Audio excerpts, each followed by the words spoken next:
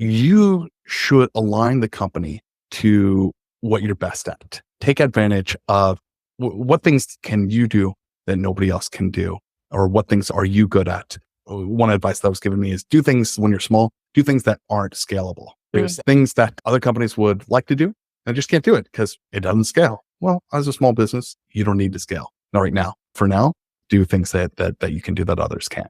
Welcome to the third season of the Simple and Smart SEO Show, the podcast dedicated to empathy-driven, brand-building SEO. I'm your host, Crystal Waddell. I leverage my obsession with user experience to help business owners just like you optimize your website with confidence. Thank you so much for being here.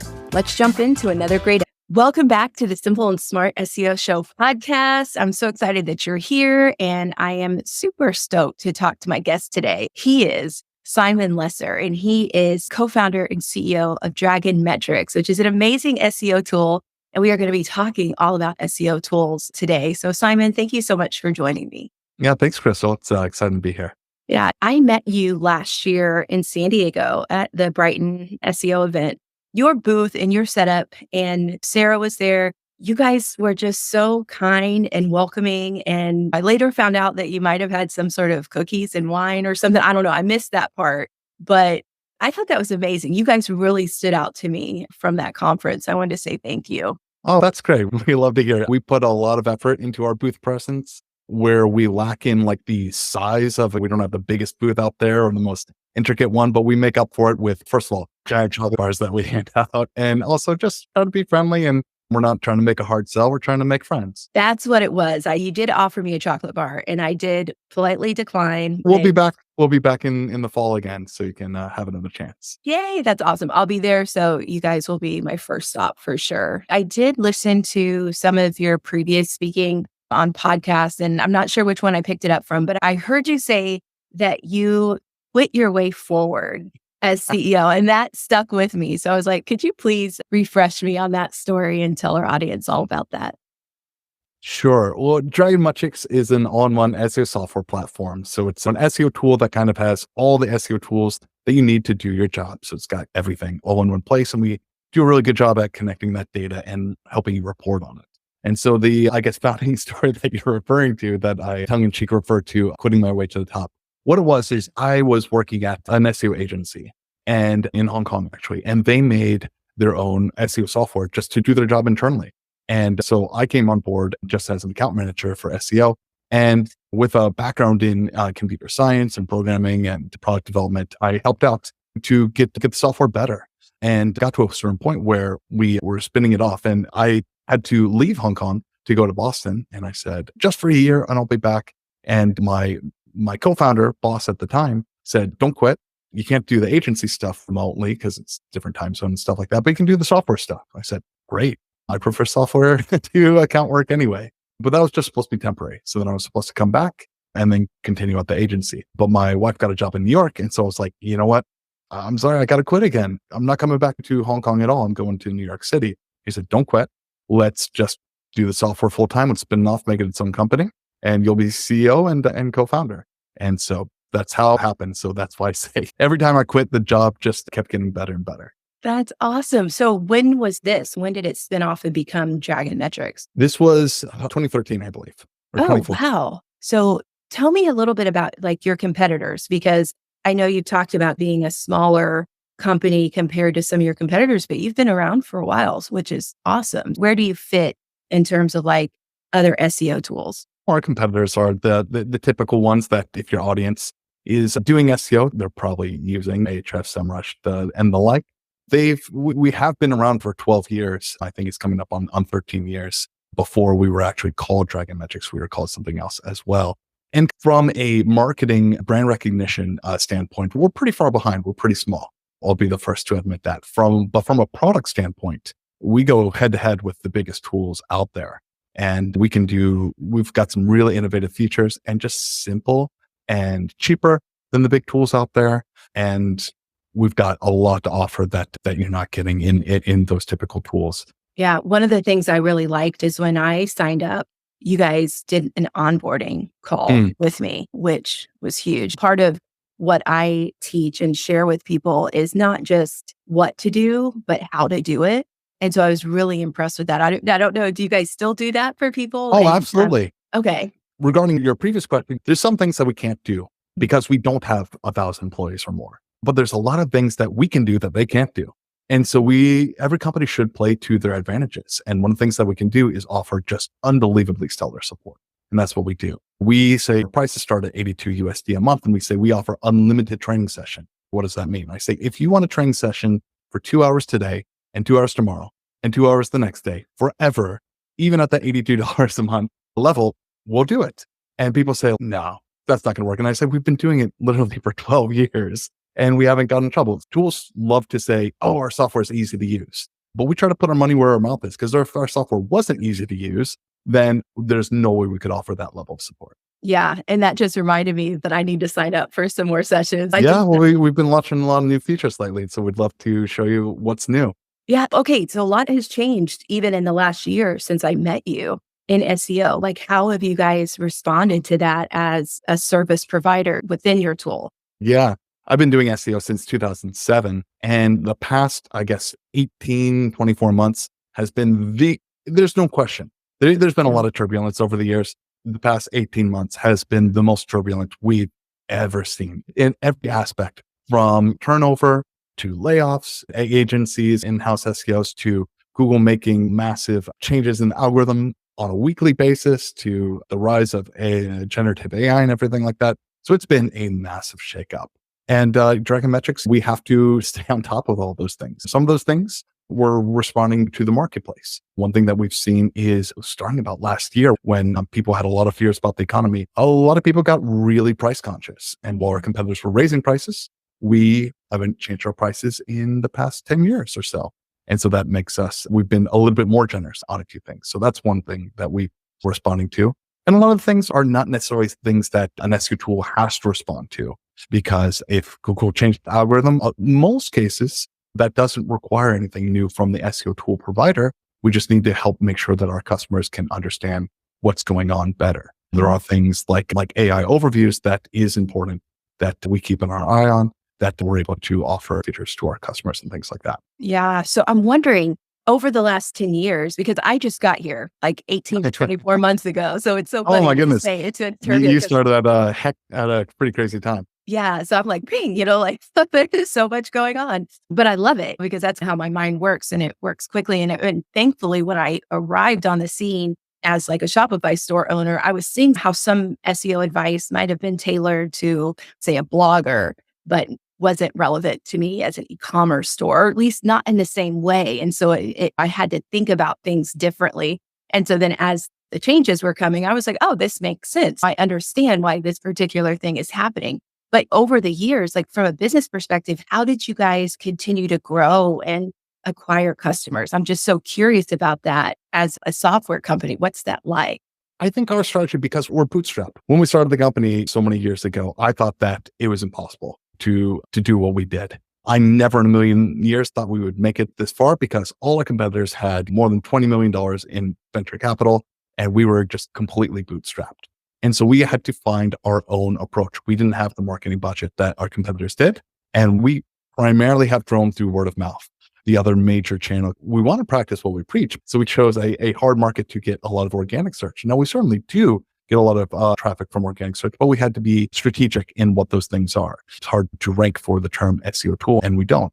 And conferences, as how we met you, has been a really big driver, because what we find is that because the product is so strong, if we can get people's eyes on the product, they're going to like it. And conferences are a great way to be like, hey, I've got 60 seconds of your time to just look at this one feature, and that'll get you interested and keep you coming back. Where advertising or other things, you don't get your products so front and center. And we've been a very product focused company. Yeah, I think it's so interesting that you said it's been word of mouth, because like over the decades, that has been the one enduring practice, no matter the technology. I'm just like, what will that look like in the future? And I loved it. You said you were bootstrapped, that your company didn't start with lots of money injections coming in, because I think people listening right now, they're also in a harder time. The economy is going through some changes when people are having to shift and get creative and that type of thing. But I love the fact that it goes back to something that we can control, which is the perception of our brand and how we serve other people. I feel like SEO is only one part of this word of mouth referral circle because it's almost like somebody will tell you about it. And if you don't have a chance to directly speak to someone, say at a conference, you might look them up and then want to see whatever your perception was validated or not. But how can we build that relationship with people who would be interested in that solution we provide? Yeah, for us, we've been very much trying to lead with the product. We put the product forward and first. And what that leads to is you or your listeners may have heard of the concept of net promoters. You've probably at least seen an email that says, take this survey, and it's just a score. There's one question. How would you rate us on a score from 1 to 10? There are no follow-up questions, nothing. It's just one score like that. And what they're trying to do is find their net promoter score.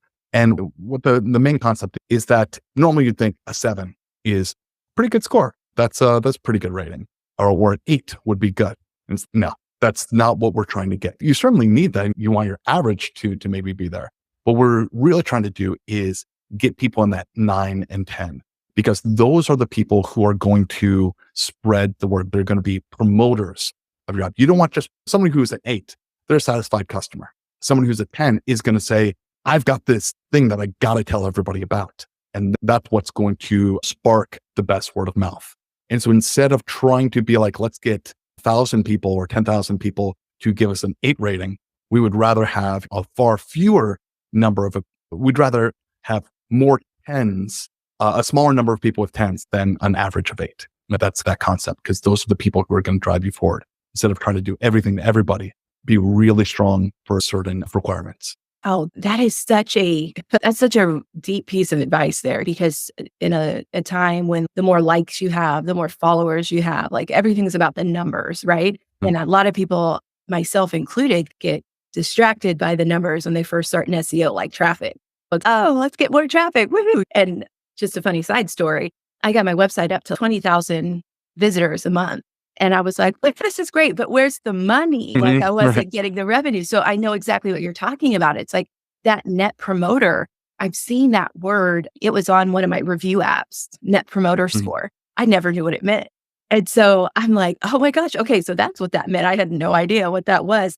It's genius to lead with the product. As a e-commerce seller, I'm forced to do that. You know what I mean? Like I sell a physical product. So I get a lot of feedback from my customers. I'm going to talk to them about the product. But what does that mean for you guys? I just want to dive into that deeper. What is it to lead with the product? Sure. It's kind of culture in a company. And I never realized this just how much until I became a co-founder myself. But culture in a company and values stem very much from the founders and stuff like that. And certainly even more a decade ago, Silicon Valley and startups and software as a service is just fueled by hype.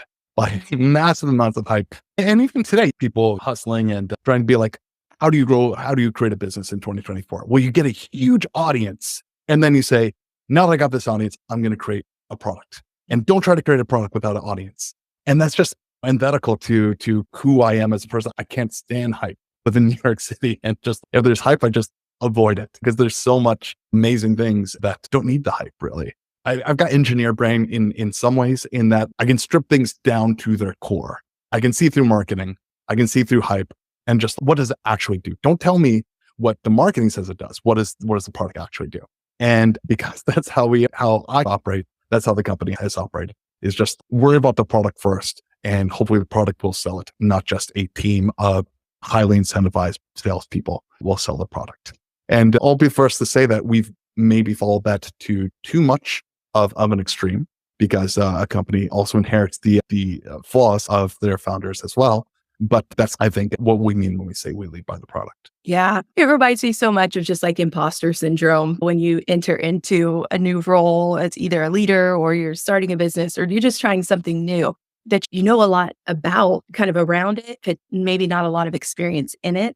And that's how I felt since I moved into SEO. Because it wasn't just like an internal feeling I had some data to back it up, but it wasn't what the hype said. And so when the hype's on the internet and everybody's, saying do XYZ, and I'm thinking, yeah, but they're not buying my product. That doesn't make sense. It's hard to go against that. So I think it's really special that you're a leader that said, hey, I'm going to be able to focus and peel away the noise to get to what's important.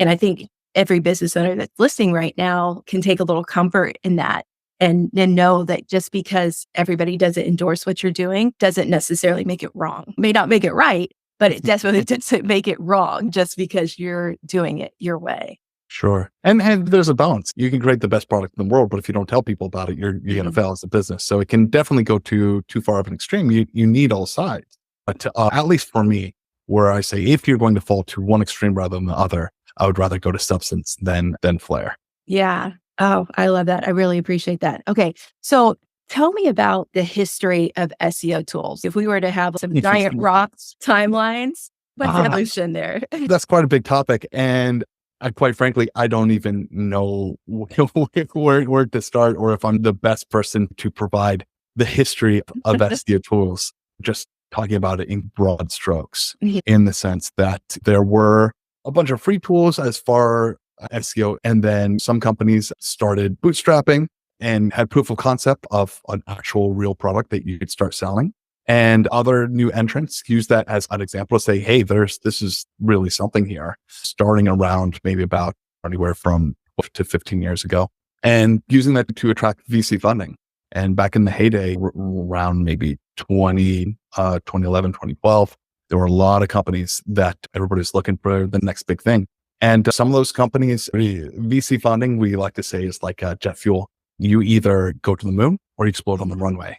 And those are the two options for VC funded startups. And so some of them blew up on the runway and some of them have gotten acquired and some of them ended up where they are today. So the grid on G2 or whatever that shows all the different products in the SEO tool space.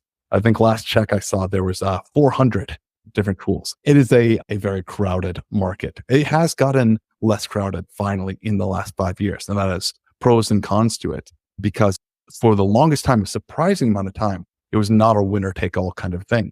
And there was the pie of SEO just kept getting bigger and bigger. More tools were entering the market and nobody was really losing market share. There was just room for more people and nobody was really the clear leader until we did see about 5 years ago that we started to have kind of two clear winners, which was Ahrefs and SEMrush took to the front, and then SEMrush went public. And so that has changed things. When 12 years ago, when it first starting, the sales pitch was, you need an SEO tool. And here's why, because people didn't even know that SEO tools were a thing. Now it's a much harder job in some ways, because replacing an existing tool is a lot different than replacing nothing or pencil and paper kind of a thing. So now we need to say the tools that you're using right now, here's how we're better and here's how we're cheaper and here's how we can help you. And that's a harder sell. And that's how everybody is in the market, aside from the top two players. Yeah. Okay. So I have to jump back really quick. You mentioned something called G2. What is G2? G2 is a software review site. Oh, okay.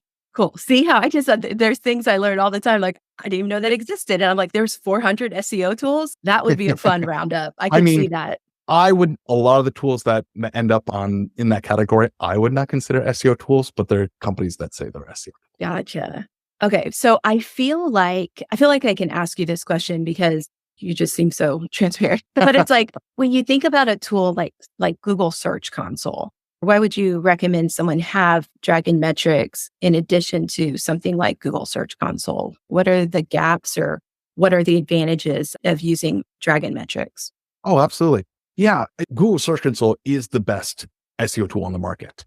It's fantastic, but it's incomplete. And so all the third-party tools, including Dragon Metrics, are fully complementary to Google Search Console. We provide features. When I say we, I don't just mean Dragon Metrics, the third-party tools are able to provide a huge number of features that Google Search Console does not. But on the flip side, Google Search Console can provide features that we cannot. So for example, Google Search Console is the only tool in the world that can show you the clicks and impressions for a specific query. Nobody else is going to have that data. Nobody else should have that data because it should be private. And so Dragon Metrics can show your rankings as well, which is similar to Google Search Console, but we can't show you how many people are clicking on that query. We can't tell you how many impressions that query got. However, Google Search Console only shows you your website, and they show you very simplified rankings. Where Dragon Metrics, we can show you tons of information about SERP features and what your competitors are doing and trends over time for SERP features or URL cannibalization and you can tag keywords and compare different segments of your site. Essentially, the entire tool set and functionality of Dragon Metrics is things that Google Search Console can't do. That doesn't mean Dragon Metrics is better. Doesn't mean Google Search Console is better. It just means they're completely complementary. There is no competition between the tool. And Dragon Metrics, on the other hand, we pull in all your Google Search Console data and then we build on top of it. And we provide so you can compare the impressions that Google Search Console shows to search volume and to see, are you getting the entire impression share? Or is there's some you're missing out on? Google Search Console shows average position. Dragon Metrics, we collect a SERP directly from Google, and that is a place and time that is one single SERP on that day in that location at that time, which is different than an average of every time, every location, every whatnot. And to show both of those next to each other, like you can see in Dragon Metrics, that's even better data. So we combine the data together. It's fully complementary. Yeah. Okay. So is there a way that you intuitively connect search and brand when you are using an SEO tool?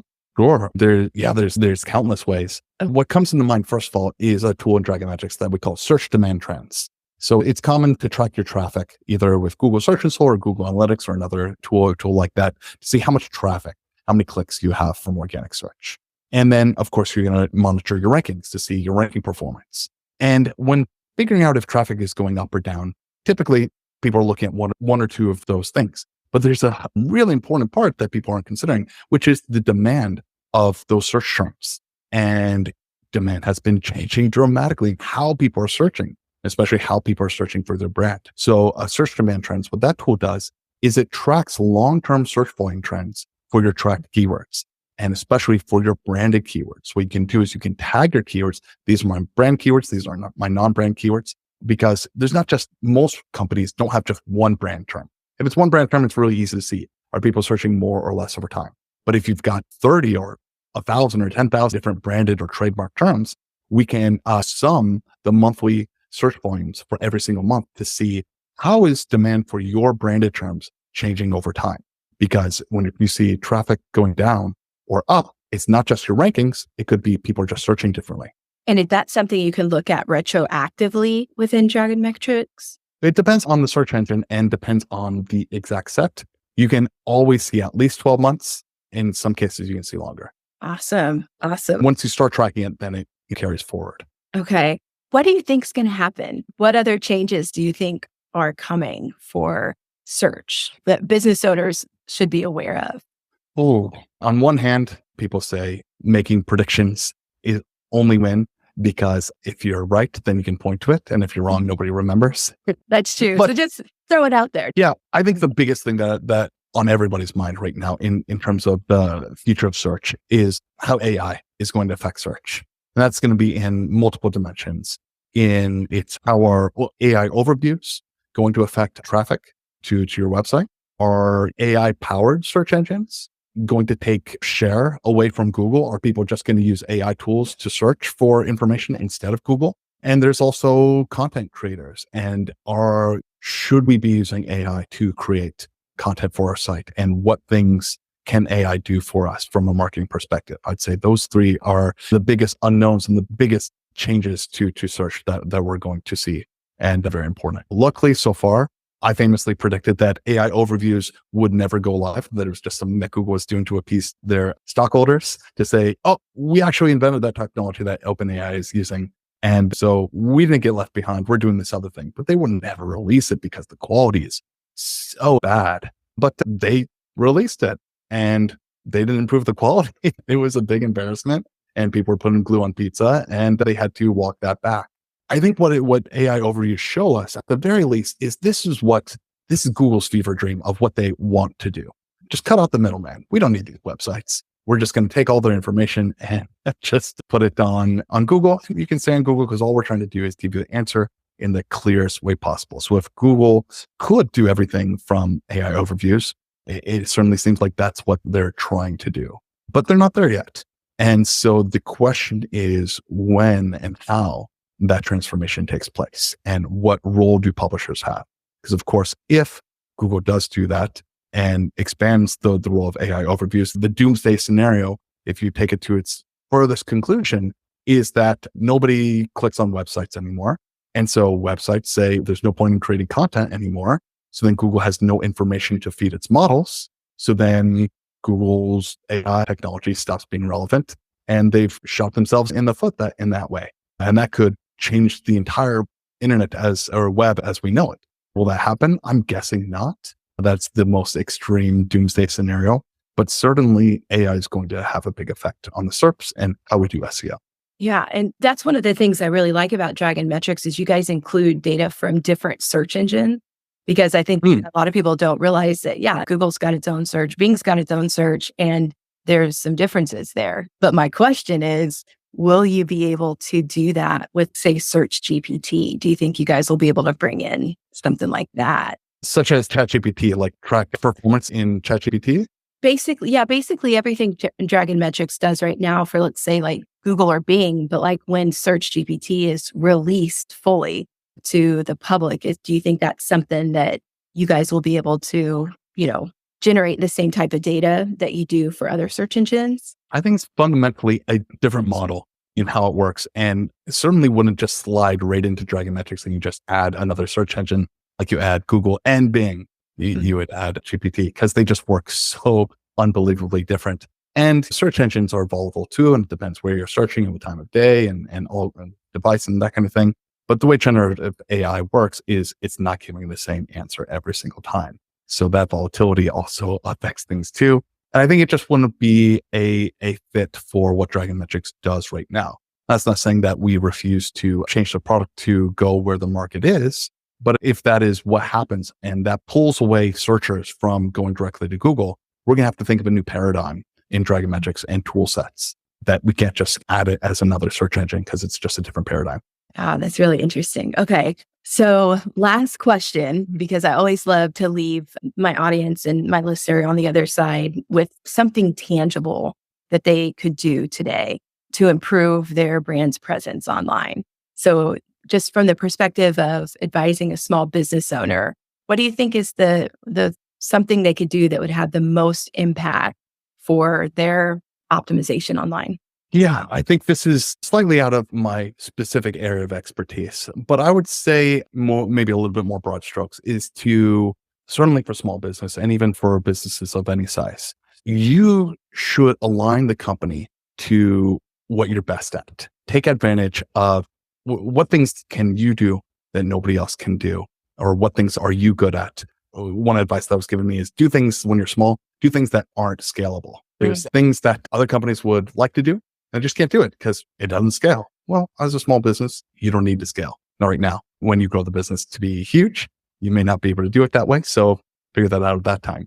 But for now, turn your weaknesses into advantages and do things that you can do that others can't. Wow, that is fantastic advice. I will follow up in an email of why that's so fantastic, but we can talk about this in my small group, the SEO squad. So you've just given us 2 activities to do as a group. So I'm super excited about that.